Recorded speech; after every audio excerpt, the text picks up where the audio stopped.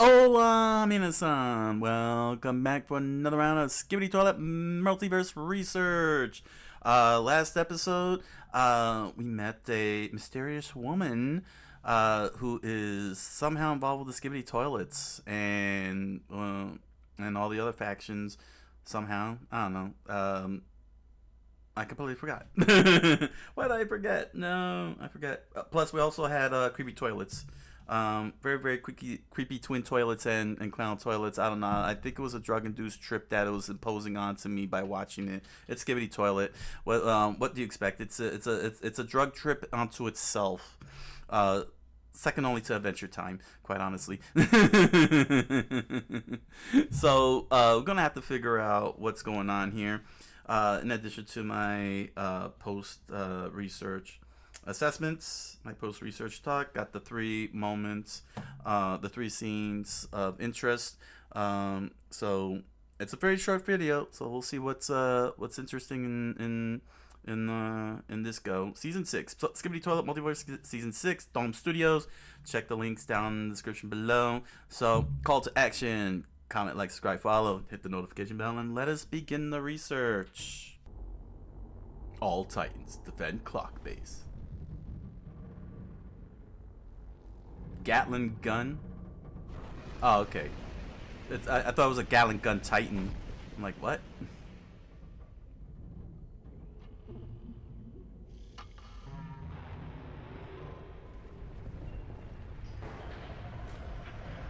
No closed caption. Sorry, guys.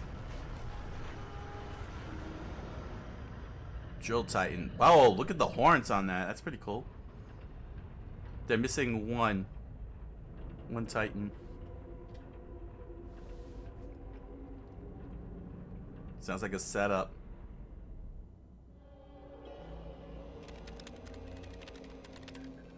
Whoa. Typing toilets?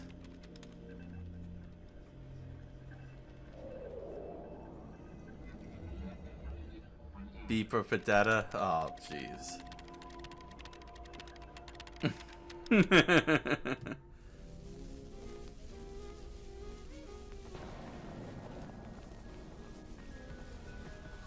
This is a prison camp?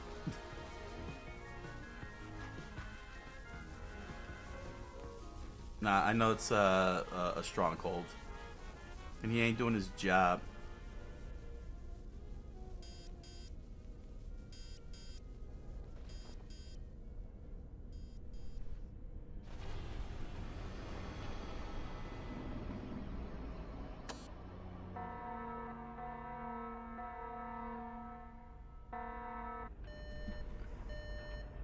So, yeah, the Titans were taken away.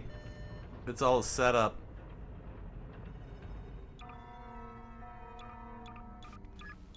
Oh, disruption. They got hacked by Skibidi. Yep, the V Vendetta Skibidis.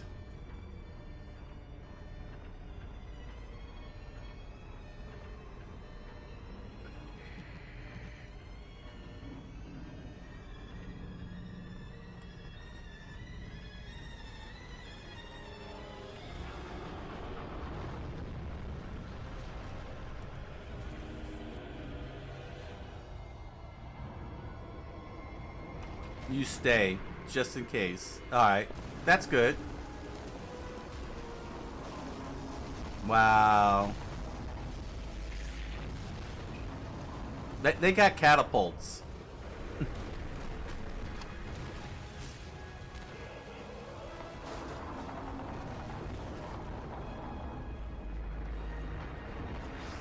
Those are some crazy catapults.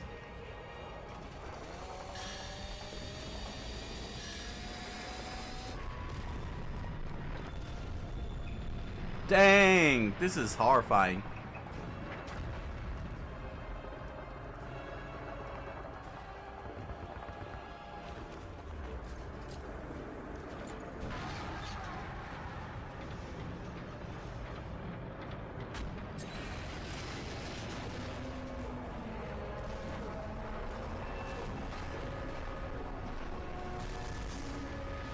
Alright. They got. She was able to take one down, but everybody's dead.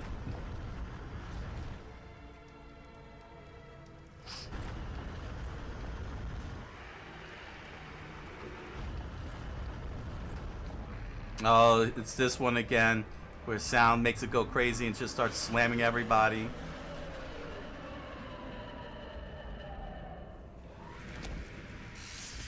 Oh, there's his head. They're having fun. That's actually pretty interesting. Just perfect. Not a single source of energy left. Well, except for our little hostage, of course. Oh. For now, let's prepare the view for our precious guest. He's here.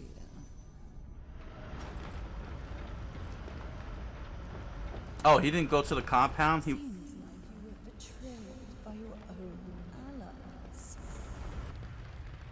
Such a sorry trap. I don't need to convince you by words. Actions show everything.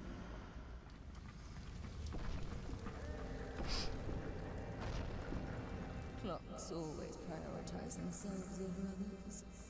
And yet, you decided to trust them anyway.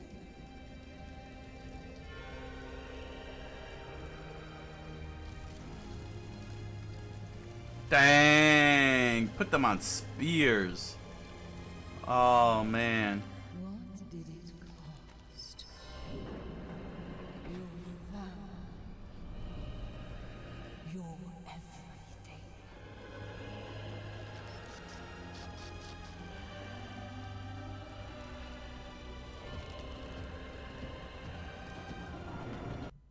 Yo, that's actually nasty. Yo, what are the clocks up to? This whole first half was insane. They just well, according to her, the clocks are the betrayed them and got all the drill. Well, basically this whole compound, but the drills also got wiped out. I find it it's pretty cool, though, that it's all centered around the clocks and the drills. Dome Studios did a great job. You know, that how do I explain this? They did a good job incorporating, you know, not only making this fan fiction of theirs their own, but that they didn't focus it on the original factions, but was able to branch away to focus on the drills and the clockmen, the drillmen and the clockmen, and just using the original characters as background. I think that that's actually very well done. It does stand. It does allow the multiverse version to stand on its own 2 feet. You know, and not find itself copycatting off of Gerasimov and the original Skibidi Toilet. Also, the music is tight.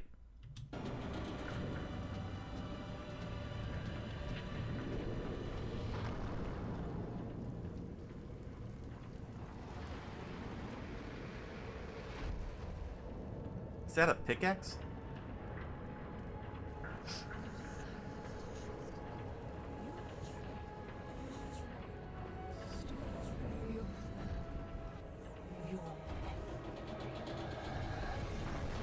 Oh.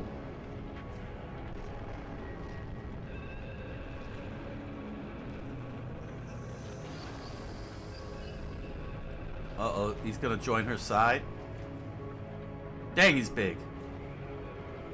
The camera time's about to die.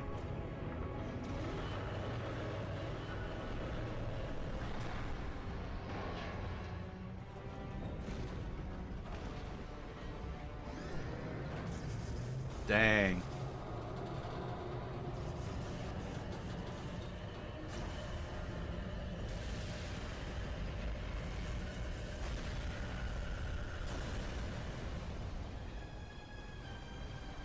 Wow.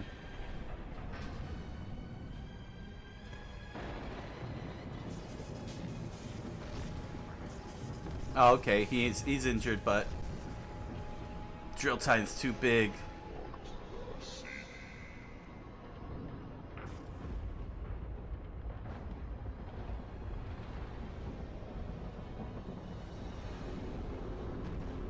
Oh, it's the TV Titan.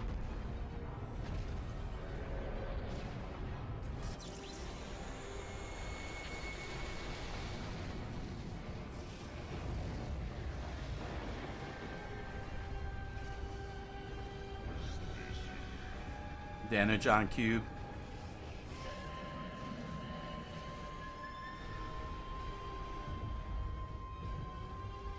Uwu.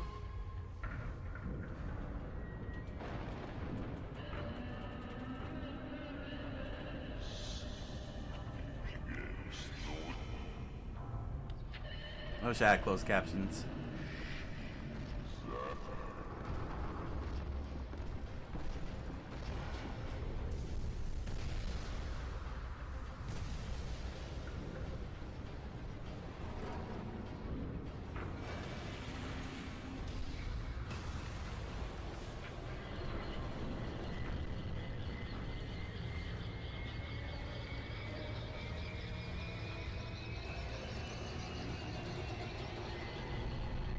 He's just full of rage.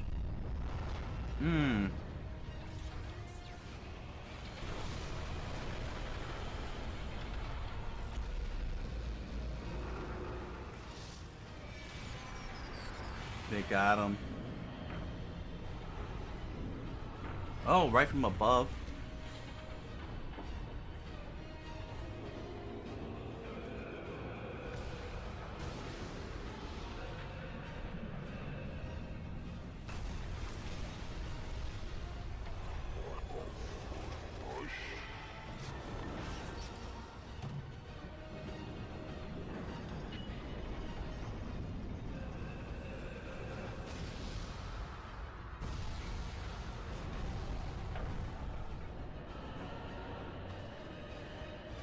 And is this it? Oh, nope, he's gonna absorb it.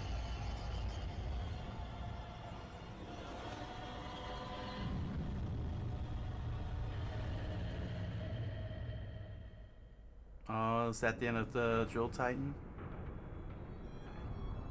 It's a crazy design too, with the Drill Titan.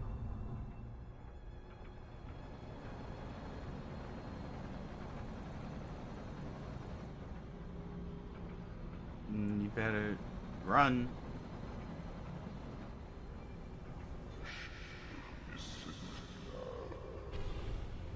Wow, just left him behind. Should have taken him.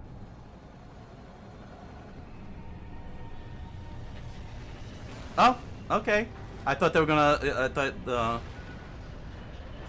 Alright.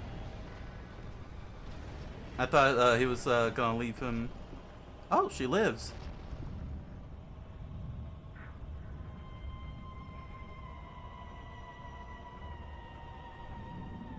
That was a very sudden. Oh, got it, got it, got it, got it. She's hostage. Destroy clock base if you want her to live. Dang. And they're reinstalling.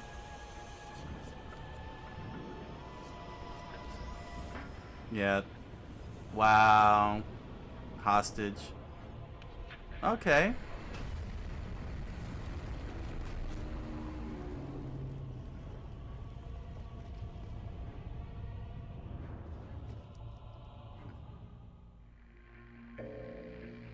Terminated. Man, the clockmen. They don't even understand. Like, what's going on?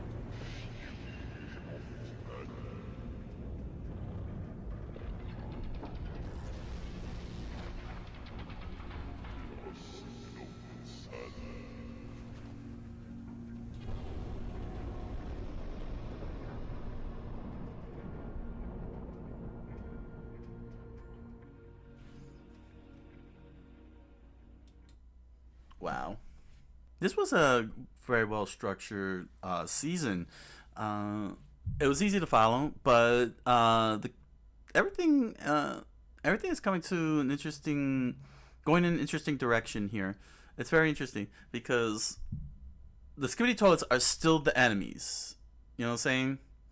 But the problem is the alliance is having trust issues, and that's actually a pretty fascinating take on the whole thing. And like I had pointed out halfway through at the halfway point, concentrating on the drill men and the clockmen was the right thing to do. And keeping the others, that Gerasimov's characters, a little bit basically on the background, was a pretty smart move, because this is actually very interesting, because we don't know what it is that the treasonous clockman is doing. I still don't know what they're doing, and what the lady. I can't believe, like, does she even have a name? She never announced her name, did she? She never did say what her name is. Well, the mysterious lady, is being manipulative, especially to the drillmen, and basically they're losing. They're losing, and the alliance is confused. They don't know what's going on, what's happening, like what is the play here, and pretty much, I don't know where they're going with this either. What I do know where they're going with this in my first scene of interest, and that is the typing toilets. Typing toilets. My first scene of interest. In terms of coming up with some clever ideas here, we got the typing toilets here, which happen to be V from Vendetta, and they start typing away as we were introduced to. Pretty weird, honestly. That's a pretty weird setup that they got going, but very inventive use of the Skibidis. Also OCP. I just realized it says OCP on there. But see, they got the fingers, and then they start typing up, and I gotta say, it goes back to it returns to go back to what I'm saying, that Dom Studios really was able to create some very fascinating creatures out of what Gerasimov had conjured up, these characters, and really made it their own. Made it their own. Dome Studios. Saying, like, this isn't in the original Skibidi Toilet. They don't have hands, the Skibidi Toilets, but here. Dome Studios felt, well, let me give them hands, make them be from Vendetta, and do the hacking system, which is what they're doing, is hacking the whole thing, and that's actually pretty inventive use, when you're doing fan made projects, to set yourself apart from everybody else, and make it more interesting. Make it interesting, make it fun, because this is really fun seeing. Although V for Vendetta, come on. Too on the nose, but nevertheless, having the toilets, the Skibidi Toilets, have hands, they're bony hands, but using bony hands to type away, and then show a level of high intelligence to hack into the system, is a great way to show just how dangerous the Skibidi Toilets can truly be. They're not just flying around and just bashing into each other. They can do plannings and execute high intelligent tactics and such, and it's a good refreshing thing, what I'm saying, because for the most part the Skibidi Toilets in Gerasimov's original is relying on G Toilet to carry the intelligence around, but here it's more expanded to the smaller toilets, the lesser toilets, which is pretty good. Now the next thing that's pretty good in terms of their intelligence is the fact that they enjoy killing people. In my next scene of interest, is the Skibidi Toilet having fun. They're having a lot of fun killing off the survivors, plucking their heads off and laughing away. This is a pretty horrifying thing to see, because this one has hands also, and just grabbed one of them, plucked it out, threw it into a pile, and then everyone laughs away. So, again, expanding on the characterization of the Skibidi Toilets, making them their own thing, your own thing, to set them apart from the original. This is another good example of pulling that off, and making them even more of a bigger threat, because they are a big threat here. They're a very, very big threat doing this, saying that if you get caught, you could end up, being the brunt of their jokes, their sadistic gameplay, their little toy, if you will. And it really shows just how cruel Skibidi Toilets can be. They're not just simple-minded, we're going to, absorb you and turn you into a toilet type of thing. Now we're just going to, squish you over. Now I know that there was a couple of seasons like the Heisenberg, the Breaking Bad reference in Gerasimov's run, but it didn't. I know that they did that, but not at the level of this. Not at the level of this. Like they were just executing orders. Here, this is willfulness. That's the big difference. You know what I'm saying? The Skibidi Toilets are under orders and they're just doing orders. But here, particularly this scene, they're taking the initiative and just having fun with their victims. They're not doing some meticulous plan with the bodies or anything. They're just plucking the heads off and laughing willfully. And that's what's setting them apart from what we saw in Gerasimov's original, where they're just functionally structured to do as on command, like like the Tyranids as a hive mind, in a hive mind manner type of thing. But here they're completely free willed and they're just doing it. And that's what I mean by separating themselves from Gerasimov's original and having the fun that they're looking for. But there is one person who's not really having fun, which is my third scene of interest, and that is the Drill Titan. And what was a very poignant and very well executed scene, quite honestly. It was really, really good. And basically we followed the Drill Titan completely from the whole thing. Let's see here. Let me get that scene that I just love. It was where I had paused at. When he reached out to the poor, this part here. And he reached out to one of the drillmen that was impaled and dying. Reached out and everything, and then we get the zoom in, we get the music, and what makes this scene, especially this scene particularly, but everything that follows with the Drill Titan, but this scene in particular is how you can convey emotion without facial expression through body movements. It's pretty difficult to do, especially when you have access to a face. You have to make that pained face, but here there is no face. It's just a drill. So how do you convey the emotion of sadness, sorrow, anger, all of that, And here it's being done with the body. The cinematography helps convey it along with the music to help bring it in. But most importantly, his body gestures. He ends up taking his battle pickaxe and then puts it down and stands it like a Norse warrior. What I'm saying, who is praying his comrades out to Valhalla, and you could see from all of that in that whole entire sequence that he truly is emotional and mourning. And then, of course, he starts, the roaring and everything, and he starts fighting the other Titans and such.